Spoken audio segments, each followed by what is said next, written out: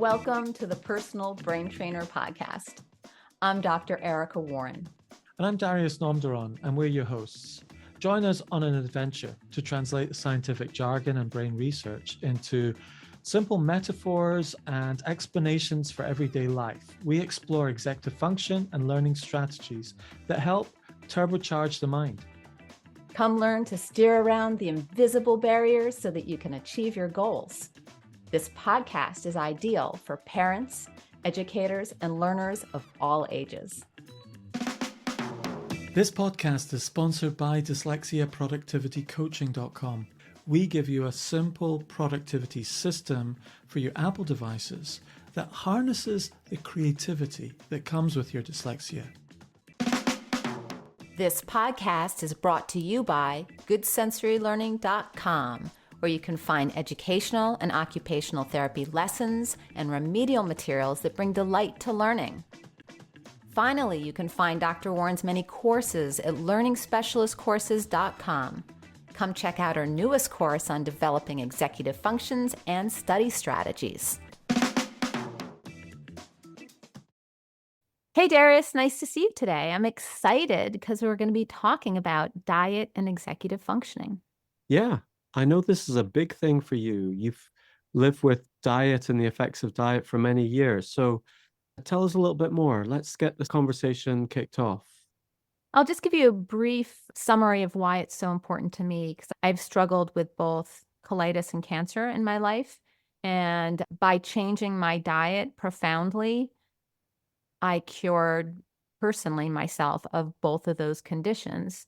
I have to stay rigorously on this diet, and then I'm absolutely fine. And it's been a real life changer for me. But it's interesting because even as a little kid, I had a lot of executive functioning issues. And I initially got off of processed foods because it turned out that I was allergic to preservatives. And that changed everything. But when I went on this super clean diet of no sugar, no processed foods, no preservatives, all organic, it really took my executive functioning skills to a whole new level. And just my cognition improved, so many things improved. So yeah, I thought it'd be really interesting to go a little bit of a deep dive into this.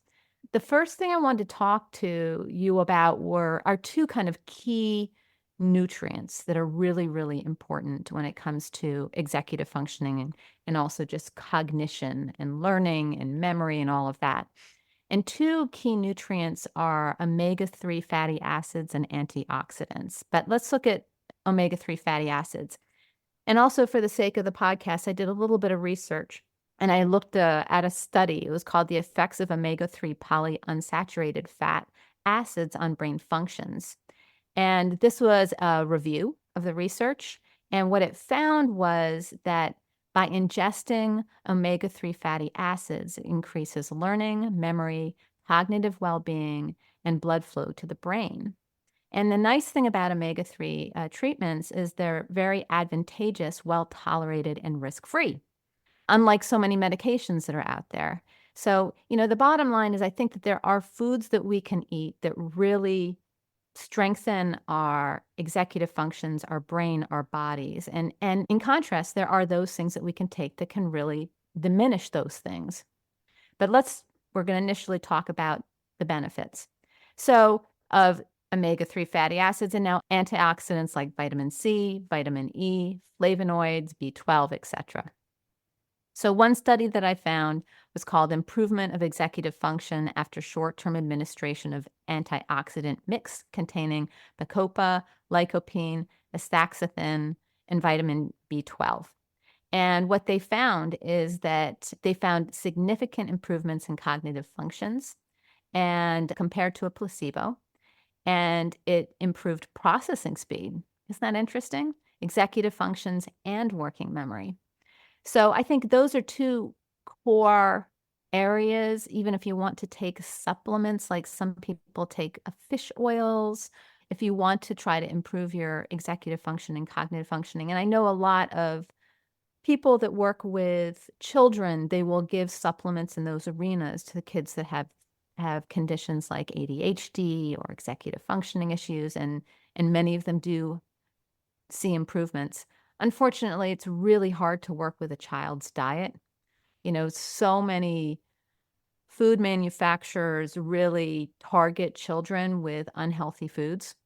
And so many unhealthy foods like candy, ice cream, all of these things are used as rewards with children, birthday parties, all of that. So taking that away feels like an extreme punishment to many children. And it's really unfortunate because there are so many healthy, delicious things for kids to have, like fruit. And it's funny because candy is made in fruit flavors. When in fact, if they just had the fruit itself, it would be healthy. But, the candies are so packed with chemicals and sugar and all these things that aren't healthy. But beyond that, we will go a little bit into the unhealthy realm, but not quite yet. I wanted to talk about some beneficial diets. So I'm just going to talk about just a couple of them. There's the one that I went on, which is called the Specific Carbohydrate Diet. And it was a book written by Elaine Gottschall.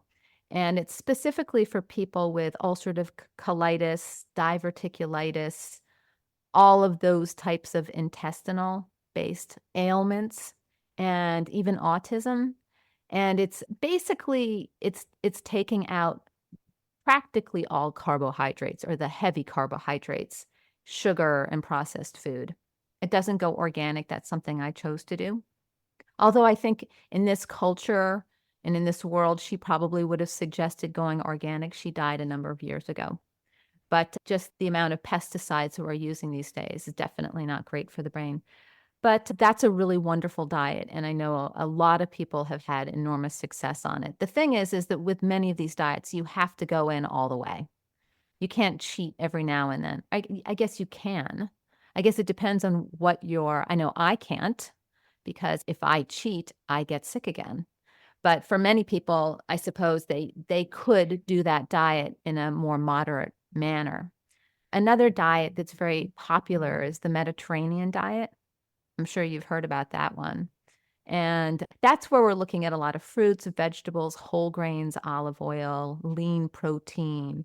And they've discovered that offers a lower risk of cognitive decline and dementia. It can be a little bit difficult to adopt, but not nearly as hard as a specific carbohydrate diet because it does allow some healthy grains. And I did find a study on the impact of the Mediterranean diet on cognitive functioning. And this was on older adults. And the findings found that it did have significant positive effects on the delayed recall and working memory. So it also had mixed results in the areas of memory, reasoning, and processing speed. And then the final diet I wanted to talk about was the ketogenic diet, which a lot of people find is very popular. This is actually very different because it's a very high fat but low carbohydrate diet. And I'm on that at the moment. do you like it? Yeah. So it is restrictive. It can be a little difficult to maintain long term. It can be a little bit nutrient deficient and can increase heart disease. But overall, the studies suggest that it does have promising effects on cognitive functioning, such as memory, reference memory, and attention. And in animal studies, they saw a decline in age-related cognitive problems. And in human studies, they found positive effects on cognitive functioning. So, yeah, that's a really great option. And then the last one that I wanted to talk about is I am a fan of William Li. He did a TED Talk. It was called Can We Eat to Starve Cancer? And it was very, very popular. I mean, I don't know how many millions of views it has had now, but it's a wonderful one. And he really teaches you how to eat to starve cancer. And they're just certain foods that basically what they do is they stop the blood flow to the cancer. And they're all really healthy foods like blueberries and nuts. And it's interestingly enough, it's almost my exact diet. So it's kind of funny because when I went on this diet back in my 30s, all sorts of other symptoms just disappeared. So it's a very, very clean, and of course I took it up a notch by going all organic as well. It's just amazing. I mean, I don't take aspirin. I don't do anything because I don't really need to. So it's pretty cool. Anyway, so that's a little bit about diet and some of the different diets that you can consider looking at if you want to take your cognitive functioning, particularly executive functioning, up a notch. What are your thoughts? Now, you said that you've been using the ketogenic diet. Have you noticed any cognitive changes? Yeah, so I did an extreme version of the ketogenic diet, which is the carnivore diet. So ketogenic diet basically is very like your diet, except there's no nuts. You know, your diet includes nuts, doesn't it? It does. Yeah, nuts are incredibly important because I don't have any starch or grains. What I do is I can make bread and cookies, for example, out of ground Yes. nuts. Yeah. And And do you eat meat? Do you eat meat? I do eat meat, but I don't eat a lot of meat. I You're very used veggie, to. aren't you? Yeah, I used to. Well, last night I had a New York strip steak, right. organic, but I don't do it that often, maybe a couple times a month. And Yes, I'll get organic ground beef, grass-fed ground beef and make meatballs or something like that, but I'll just have 2 or 3 on a salad or something of that right. sort. But I'm not very I don't really eat chicken much anymore. I mean, every now and then, but everything's gotta be organic. But wow, you went full meat? Yeah, I did it for my health. You know, my weight was, well, I was 200 pounds and I needed to lose weight. That wasn't the primary reason I did it. My blood pressure was up at 160 over 110. And so it was getting up at the hypertension levels and not so great. And my choices were to lose weight or to exercise.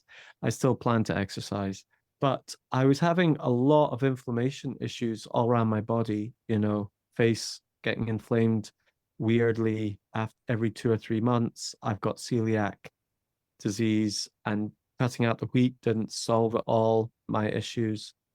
Did help a lot. I've cut out dairy already. Loads of different little niggly things, like a persistent cough for 5 years after I'd had whooping cough, like a phlegmy kind of cough, dry eye, and all sorts of tiny little weird things that are like, gosh, this is just annoying. And started this diet 3 months ago. My blood pressure is now down to 125 over 80 in the normal range. I haven't even done any real exercise during that period, you know, walking, but not proper cardio. I should be doing some strength exercises, and I plan to do that. But I had a neck impingement, shoulder impingement in my neck, and that was due to inflammation. And fortunately, that took about 2 months to deal with, but that needed the inflammation source sorted. But during all of that, the added benefit is I think my cognitive function is much more stable. And I think I just have more stability in the day. I don't have that sort of slump in the middle of the day. My energy levels are more stable. And the other thing is, I'm not hungry all the time. Like, I eat as much food as I like. I can eat 2 steaks a day with 4 eggs and bacon and avocados and all sorts of, and I eat until I'm full. That I don't ever go hungry. Are you eating veggies? No, not yet. So at the moment, it's a full exclusion diet where I'm excluding everything. And But then you've got avocado, I've included avocado. So, right? so I've done the meat exclude, I've done it just all meat. And then I've included the avocado. The next thing I want to include is onions. And then I want to introduce sauerkraut. And then I want Mhm. to introduce cheese because I believe I'm actually could tolerate cheese, can manage some goat's cheese. But because my whole system was so sensitized to everything, I'm going to try goat's cheese and see how goat's cheese goes. Can I make a Um, suggestion? yeah. What about garlic? Garlic has so many great benefits. If you're gonna Mm. do onions and garlic together. Oh, yes. And I'm going through the FODMAP kind of. Have you heard of FODMAP? A little bit. So FODMAP are a strange group of foods that can unexpectedly affect people's systems. And MAP is an acronym, and one of them, the R, is onions and garlic and things like that. For some people, that can trigger a response in their immune system and so on. And so I've cut that out, and I'm going to reintroduce them one at a time and see how it affects my system. I'm happy to spend like a week on each and just gradually introduce different food groups. And I'm really enjoying just the stability it's giving to my day. No more hunger. It is a bit boring. And I am missing parsley, and I am missing onions, and I am missing, some tasty food. But I do like Right. a steak. And so, yes, it is. So basically, going back to all these diets, they have a common theme, and that is it seems like carbs and sugar are not good for your cognitive function.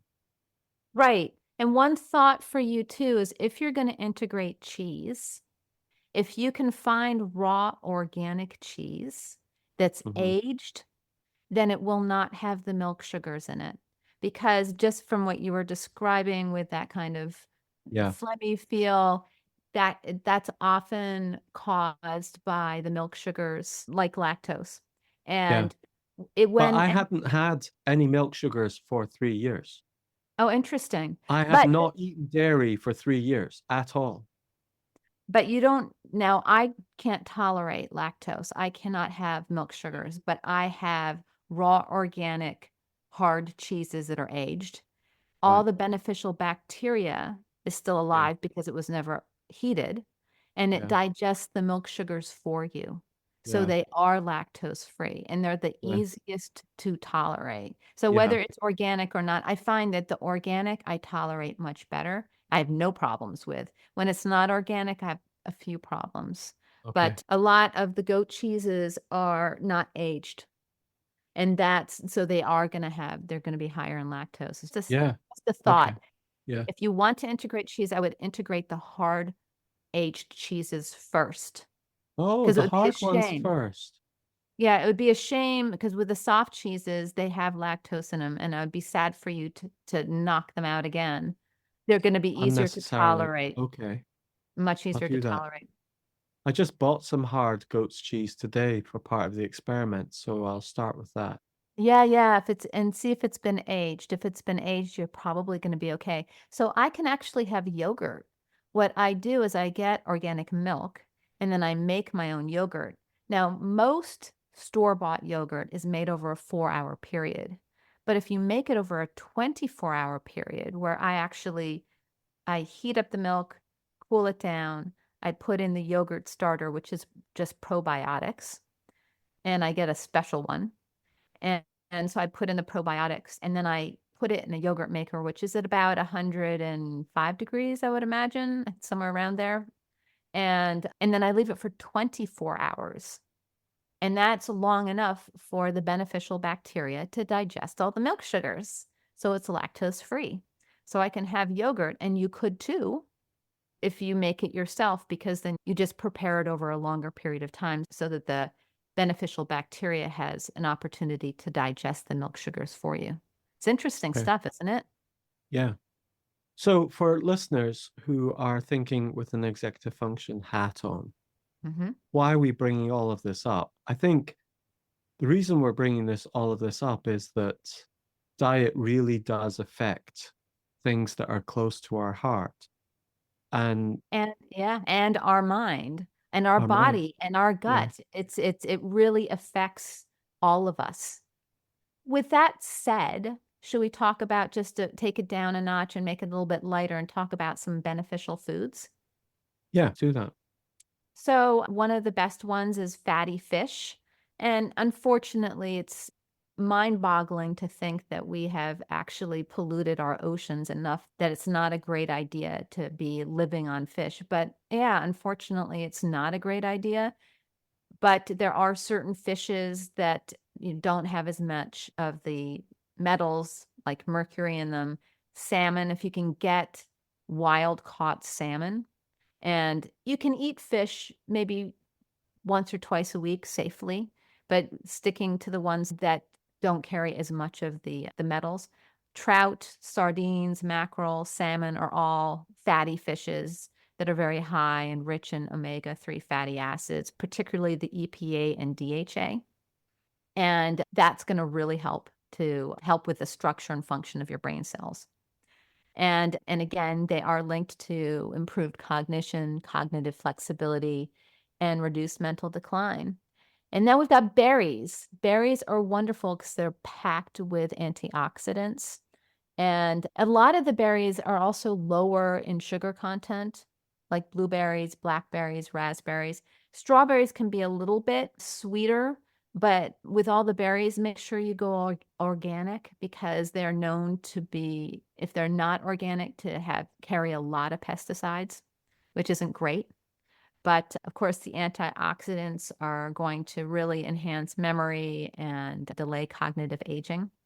And then we have nuts and seeds. I'm a huge nut consumer. I don't consume seeds because they're too high in starch for me, but doesn't mean that other people can't. So nuts and seeds that are very beneficial are walnuts, almonds. I use almond flour all the time. Flax seeds, which I don't use, but you can, and chia seeds. And again, they are a rich source of omega-3 acids, fatty acids, and antioxidants, and can really boost cognitive performance. And then we've got leafy greens and vegetables, things like spinach, kale, Swiss chard, collards. They are all packed with vitamins like folate and vitamin K. And they are also linked to brain health and slowing cognitive decline. And eggs, which you seem to be consuming. So you're not just eating the meat, but you're also eating the eggs. I guess it's a lot of protein that you're getting. And those are very rich in B6 and B12, folate, and choline. And that can help regulate mood and memory. It also is important for neurotransmitter function as well. So other than that, avocados. It's interesting. There's another one that you're eating right now, and avocados benefit because they're a monosaturated fat that contributes to healthy blood flow and also brain health. So, and have also been noted to lower the risk of cognitive decline. Avocados are really, really probably one of the safest foods for us to eat. Of all the diets, and I've been on some really restrictive diets, that's one thing that was never, ever cut out, right? Because Yeah. it's very Yeah. high in fat. It's very easy to digest. They're just wonderful for you. Dark chocolate has some benefits.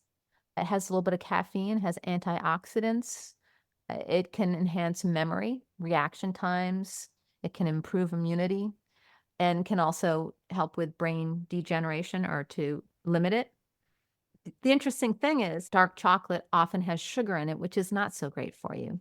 But if you can get these unsweetened, in fact, what I do, or I have done in the past, because I'm not actually supposed to have chocolate, but every now and again, when I'm just dying for chocolate, what I'll do is I'll get unsweetened chocolate and I'll sweeten it with honey and I'll put little bits of it into a cookie dough made out of almond flour. So there are ways to be able to use the dark chocolate without sugar or with other sweeteners such as honey. And honey is so much easier. It is a sugar, but it's much easier for the body to digest. It's the only kind of sweetener that I can have. Because it's pre-digested, it works differently in the body for us because the bees digest it for us. Yeah, I'm actually able to consume it, which is amazing. And the last one I wanted to talk about was turmeric.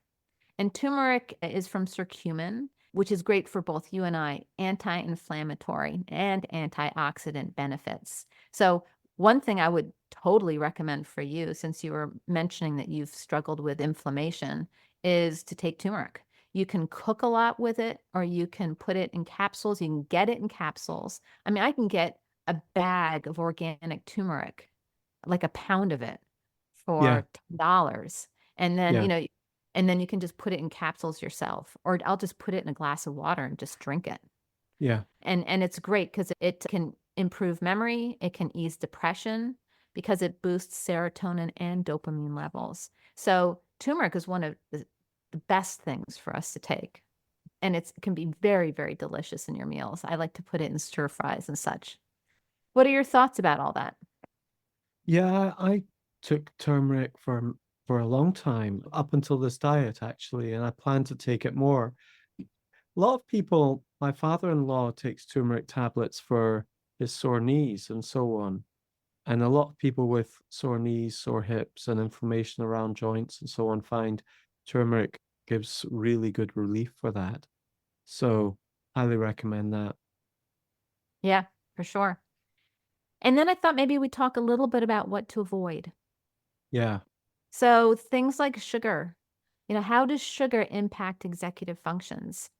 Well, what they've discovered is that it impairs things like attention, focus, decision making. It decreases cognitive abilities over time. So it can even impact our mood and our behavior, largely because there's this kind of little bit of a euphoria with a rapid decline in energy and mood. That Yes. results in kind of more irritability and lethargy. But chronic excessive sugar consumption increases inflammation and negatively impacts brain function, and it can lead to neurodegenerative diseases. So sugar is really not good. And of course, it's terrible for our teeth. So there are a lot of cultures that had no sugar, and when sugar was introduced to those cultures, they then had all sorts of ailments that they hadn't had in the past. But yeah, I mean, the bottom level is the immediate effect is that kind of fluctuation in glucose levels, and that fluctuation definitely impacting attention and memory. And then the long Well, term, yeah, yeah, I think the biggest, one of the most recent stuff is in terms of how much sugar is affecting your gut biota. And, so much research is coming out now, and it's no longer a fringe thing to be talking about how your gut affects your mind, how it affects your body, how it affects your whole system. I think mainstream medicine has realized now through enough evidence and research that the bacteria in your gut is a whole ecosystem of different bacterias. And that ecosystem, if it's in balance, really helps you. And if it's out of balance, really affects so many of your challenges and weaknesses, inherent challenges and weaknesses as an individual. So, and sugar seems to be the main culprit, and carbohydrates are just sugar in a different form. If you take right, a carbohydrate, you have a potato, you have bread, it's sugar, it's carbohydrate that when it goes into your body immediately breaks it down into sugars, and then you've got sugar. It's just a slow release sugar. And that sugar goes into your gut, and that feeds a whole set of gut bacteria that is not the good stuff. And it populates the bad stuff. And it's really as simple as that. The sugar and the carbohydrates feed the bad bacteria, and the protein and fat feed the good bacteria. you're right. And the protein, fat, and what do they call it? The plant fibers. Seemingly it's not just the plant juices, but it's the plant fibers. What happens is that's why sauerkraut is such a power food for your gut, because you've got the cabbage that's been shredded, and then you salt the cabbage and you put it into salted water, and that cabbage starts to get the bacteria around it that's softening up that cabbage, eating on that cabbage and starting to break down that cabbage. And then when you eat that cabbage, it seeds your gut with the good bacteria that have been growing on it. And it also has prepared those plant fibers so that the gut bacteria that's already in your gut feeds on those semi digested by the fermentation process. It gives them food. And so that is a powerful probiotic, sauerkraut. But you've got to make sure the sauerkraut is not fermented. So there's sauerkraut you can get on the shelf. If the sauerkraut is on the shelf in your supermarket, then you don't want to eat it. If the sauerkraut is in the fridge and it says this will last for so many weeks after opening sort of thing, it means that you've got to check if there's any vinegar in your sauerkraut, it's got no bacteria in it. It's not going to work in your gut. And it can look the part, it can say sauerkraut and so on, but if it's got any vinegar in it, you can be sure that there'll be no beneficial gut bacteria going to your gut from it. But if it's on the shelf and refrigerated and no vinegar, you're good to go. Yeah, that was perfect. I loved what you said with all of that, and I wholeheartedly agree with you. And the interesting thing too is I can tolerate fructose in most fruit as long as it's not too high in fructose. And the reason why people can tolerate fructose more than other types of glucose or table sugar is because of all the pulp. And that actually helps you to digest the sugars that Yeah. come out. But yeah, Yeah, and but so eating fruit juices is not that great for you, actually. You really need to be eating it in the original state, because that balance of pulp and so on really helps deal with the sugar spikes and the digestion and the gut biota and so on. So they're basically discovering that sugar extracted from its original sources really disproportionately disaffects your gut bacteria, but sugars like fructose and so on from fruit in their natural state, like eating a whole piece of fruit and chewing on that and having it with all the fibers and the skin and everything else, appropriate skin, you know, it means that there's some wisdom in all of that. There's a proper balance that your body needs. yeah, and there's a big push for people to juice, like juicing. Yes. And I try to juice every day, but I try to juice mostly vegetables. And if you're going to throw fruit in there, I usually go with something that's lower levels of sugar, like Granny Smith apples or blueberries or something of that sort. Although I don't think I would juice blueberries. I think I would just eat them. I heard something funny. A nutritionist was saying you're probably better off juicing the fruit and ditching the juice and eating the fiber. Well, it's Because, funny that you say that because you I know, do that. I juice and then I take all the pulp that's left over and I make almost like a pizza dough out of it and I make it very, very thin and then I crispen it up in the oven and then I oh, and then I put cheese on top. So I can nice. use it as crackers or like a pizza crust.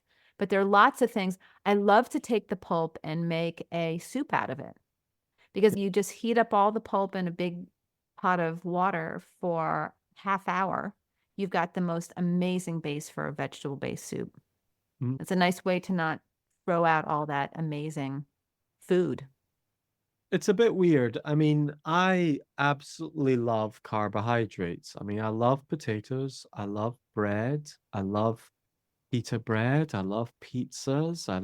We're getting the juices flowing here, but I do not love the consequences that come now in my body from eating them. And I think once you start putting two and two together, I think that's such an important part of really why we're doing this episode is once you start connecting, when I do this bad thing happens to me, your decision making becomes much more balanced. But the challenge with diet is we put all sorts of stuff in our mouth. There's a time delay, it could be a few hours, it could be a few days, it could be a few weeks, it could even be a few months.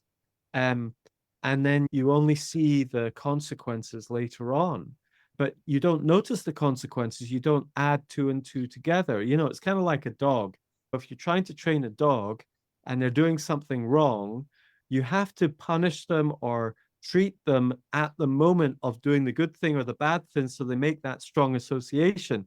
If you leave it a minute or 2 minutes or 3 minutes after it, the dog's like, oh, I got a treat for I don't know what, but because it's not obvious. And I think that's part of what we're doing here.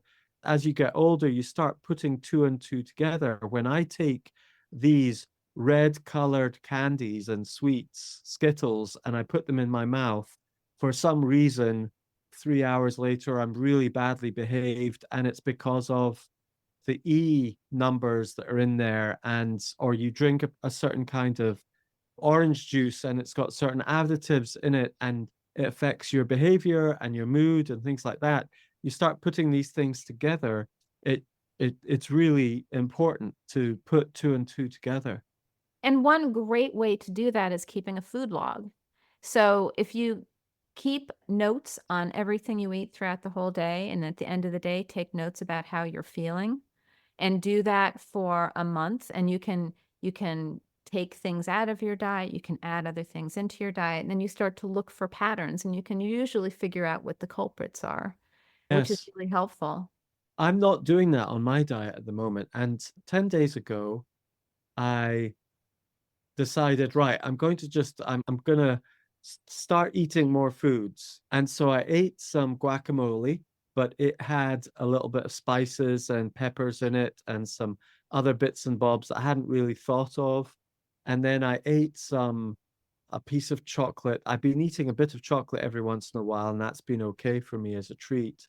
But this one had a couple of different ingredients like lime and salt, and I was like, oh. And but the point is, I ate about three different foods, and then all of a sudden my my phlegmy cough came back again, where I'm being phlegmy for about 2 days, and I'm like, oh my goodness, and these were pretty innocuous foods, but I have no idea which one of Which the one it ingredients was. within all of those. So I'm kind of like, right, I'm gonna go back, do a reset, start taking notes on what I'm eating one by one, introduce them, and then start monitoring some effects. And the harsh reality is that, the Zoe study in the UK has been, have you heard of the Zoe study? No. It's quite big in the UK now. So it's this company, and what they've done is they're basically doing the largest study on gut microbiome in the world right now. And they've done this interesting hybrid model where you can pay to be part of the study, basically. And so what they're doing is they're turning it into this health app at the same time as doing the study. Hmm. And so what they do is you pay, I don't know, I think it's £200 to register with Zoe, and then you get given you pay a monthly subscription, and you get given a blood sugar monitor that goes on your arm, connects to the app. And when you eat certain foods, you log it on the app, and then it starts showing your blood sugar levels in relation Hmm. to those food. And before they put you onto this, they do like a £1,500 screener of your gut microbiome, where they measure all your Wow. gut microbiome that you would do within a clinical trial, but you wouldn't normally do it for other people. But because they're linking it to the clinical trial, they're paying for the microbiome study for their own research. And then you go through this diet, the Zoe diet, and this sugar. And then at the end, and then they measure your gut microbiome after 6 months and a year, and track how your microbiome is shifting according to your diet. Because you're logging, you're not just telling them I'm being good or I'm keeping to this kind of diet. It's just like eat what you like, but just log it on the app. So what they're doing is they're getting a lot of real-time information and feedback. But the point in all of what I just said was that what they've discovered is that people's reaction to sugar and carbohydrates and is completely different. Like there's a sort of central 80%. It's kind of spread on a normal distribution curve, that there are a good group of people who are really quite, can take a lot of sugar, can take carbohydrates. It doesn't spike their blood sugar in the same kind of way. Yes, it rises a bit, but it's slow release, etc. But then there are other people who can take exactly the same food, but they just have massive blood sugar spikes. They get pre-diabetic, and all sorts of different things happen eating the same diet, even in Hmm. the same family, even couples. And you can actually see it happening on your phone in real time, that your blood sugar levels have gone up and you've eaten the same food as your partner. And a lot of it is coming down to how your gut microbiome is also consuming those sugars. So they don't know quite why, what, is happening, but they know it is happening, and they know that some people react differently. So the whole point of all of that is that we need to become a little bit more attuned to the way our body works. And in many ways, within this podcast, we're talking about what is the shape of our brain. And once you become aware of the shape of your brain, how does your executive function work? How does your working memory work? How does your cognitive flexibility and inhibitory control and processing work? And once you become a bit aware of that, it's like getting to know your shoe size or your clothes size. You can start wearing shoes that fit your feet and don't pinch them so much and hurt them so much. And likewise, we're all connected. We can start designing diets around our particular needs for sugar or food, etc. And that's in a way what Zoe's doing. I'm not so keen on the Zoe diet personally, actually, because they are, pretty anti-meat in many ways. And I've noticed a lot of dietitians who do diet research are pretty anti-meat. And I don't know if that's always the most balanced view. I am a carnivore and I am pretty intrigued by the carnivore diet. And one of the things from my personal research on it is the ketogenic diet is really hard to keep to if you're a veggie. And one of the things they discovered in their research is that to really keep to the ketogenic diet and have a balanced diet, you need to eat like a cup full of olive oil a day. You need to drink a cup full of olive oil a day just to keep the fats that you need to replace the carbohydrates, because it's either carbohydrates or it's fat. Now, if you're not going down the cheese route, if you're not going down the meat route, if you're not going down the animal route, to get fat in enough quantity to replace carbohydrates is incredibly hard. And you Yeah. basically need to eat cupfuls of oil. One thing that we haven't talked about, which I'd really like just to maybe make this the final dive, is processed foods, because it's very easy for us to talk about, starches, sugars, proteins, all of that. But unfortunately, particularly in the American culture, most people I find are living largely on processed foods. Yes. And processed foods are terrible because they tend to lack essential nutrients, and they don't have a lot of the healthy fats or antioxidants or vitamins or minerals. They're packed with all sorts of chemicals and pesticides and just bulk food, bulk ingredients to fill, or fillers. Yes. And they do cause a lot of nutrient deficiencies. And then, of course, they tend to be packed with additives and preservatives. Yes. And all of those things are known and have been linked to hyperactivity, decreased Yes. attention, Yes. impaired executive function. The gut-brain axis, same thing, where processed foods really alter the gut microbiota, which is exactly what you were saying. Yeah. Because they feed the bad bacteria. I cannot have any starch or sugar. If you gave me a spoonful of sugar, I would be sick for months, and it would throw me right into a colitis flare, because it would be feeding that bad bacteria. I still have the bad bacteria in my body, but it's basically hasn't been fed, and it's just sitting there waiting for starch or sugar, and then it will just rear its ugly head. But it's been starved into remission. By staying on my diet, everything is in remission and I'm in perfect health until something like that happens, where I have any of those things. But also just the overall quality of the food, as we were saying, is just really, really low quality. And it's just not, I've had students that I've worked with over the years that had a lot of cognitive issues, and I knew it was their diet. I had one little girl that she refused to eat anything but pancakes and strawberries. That's all she would eat. And the mother would say, I can't get her to eat anything else. But she was pasty white. She couldn't think. She couldn't process.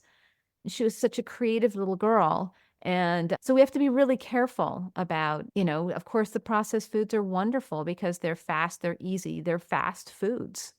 And they're But tasty. and they're tasty, but they have little to no nutrients. And again, they're feeding all the wrong things. Yeah. I love my McDonald's. It's been a long time since I had one. Um, I love my KFC. I love the other thing about, and there's such a huge conversation. It's down to the oils that we eat as well. It's a huge factor, and it's another rabbit run to go down, is how sunflower oils and how these highly processed seed oils are Corn created. oil is a You terrible one. know, they're basically, They're cheap. rancid.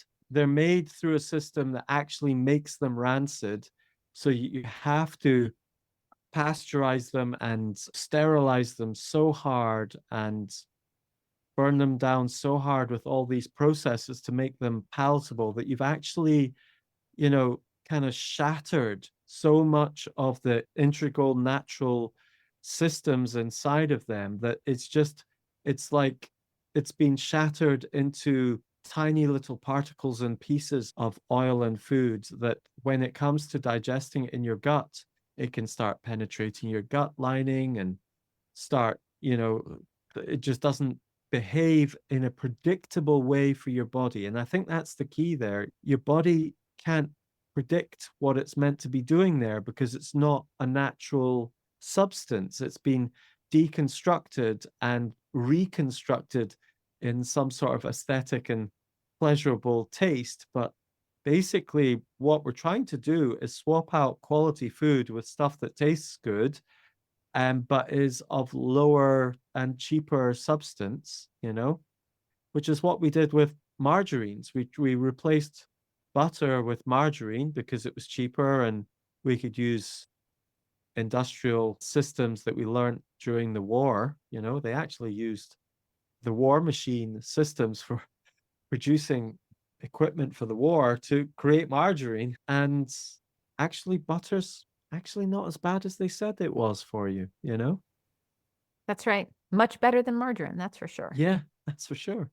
So it's a massive topic, and we just scratched the surface, but I thought it was worth Yes. spending one of our podcasts on just, really investigating a little bit about this, just to whet your appetite, get you thinking about what you're eating. Because if you are having any symptoms, whether it is through your body or your mind or your brain, that are uncomfortable, there are natural ways of being able to cure yourself through your diet. I did that myself, and no one said it was possible. You would be dead if you I hadn't would be done it. dead. You would I be would dead be. I right would. now if I you would hadn't have done been. that. I would have died 25 years ago. Yes. I was very, very close to it. So, some of us are lucky. A lot of people don't think I'm lucky, but I was lucky because I got a warning. And most of us do get a warning. It's just a matter of whether we listen or not. Some people just can't give up the processed foods. The food industry makes them addictive for a reason. Oh, absolutely. I mean, my diet at the moment, I'm basically on the carnivore diet. I call it the barbecue diet. I'm always out there barbecuing a steak or some chicken wings or some mince or whatever. I'm just eating meat and fat meat and eggs and so on. And thousands and thousands of people are seeing huge beneficial effects from it because basically it's an easy way of doing the ketogenic diet, basically. Okay. Mm. And the question is, why is it working so well from them? Okay. And when I've listened to lots of dietitians analyzing why on earth is this happening when it's going against all the rules, they're not eating vegetables and yet they're really healthy and so on. And it's probably because they've cut out all of the processed aspects of their food. And it's probably not because they're eating the meat, but it's because they're not eating all the crap stuff. Isn't that interesting? Yeah, they're getting off the sugar and the starch. That's right. And the I mean, processed food and the semi-processed food, like a heavily processed food and processed food. There's so much food that just isn't good for you and it's all over the shop and you just pick it up and you snack on this and you snack on that. But the key thing for me has been I'm not hungry anymore. What I'm curious about is, are you going organic on your meat? No. You aren't. Let me suggest that you do, and I think I it will don't know if take I it up. can afford it, Of Erica, you course know. you can. It's your life, it's your body. All right. Try it for a month. The reason why is because if you're not going organic, the cows are fed grain, non-organic grain. You are still getting a lot of pesticides. You're probably getting growth hormones. You're probably getting antibiotics. And if you go organic, you won't be getting that. Plus, the cows, if you go with grass-fed meat and the cows are eating grass, then you are indirectly getting vegetables. Yes. I mean, I'm in the UK. 95% of all beef in the UK is grass-fed. 99%. You know, we don't do what you crazy Americans do, which is do grain-fed beef. We don't have these big, massive warehouses of Silos. beef with that are being fed grain. Well, this thing about grass-fed beef, we don't even have it on our packaging in the UK because people are like, duh, every cow is grass-fed, is it not? And if it's not allowed, you know? So in the UK, everything's grass-fed. Hmm. Very interesting. So, yeah. So this was a really, really interesting conversation, and I hope it all helped you. And anything else to say? Are we ready to bid adieu? Do 2 plus 2 equals 4. If you've got 4, ask yourself, what is the sum, you know? Is it carbohydrates plus this plus that is equaling this result? Then do the maths and join the dots. That's all we're basically saying is join the dots. And try some of these various diets and see how you feel. Yeah, Give it a shot. absolutely. It profoundly changed my life, and I wouldn't be here without it. Okay, yeah. So conclusion would be try one way of cutting out all carbs and sugar for 3 months. Or even if you can't do that, processed foods.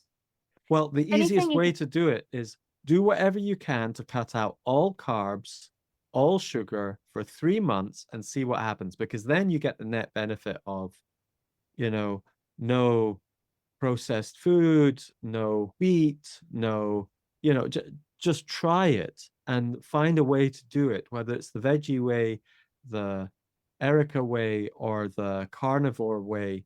It really has very significant effects. And you'll lose And weight, which is quite nice too. right, and a lot of people tell me I can't afford to go organic.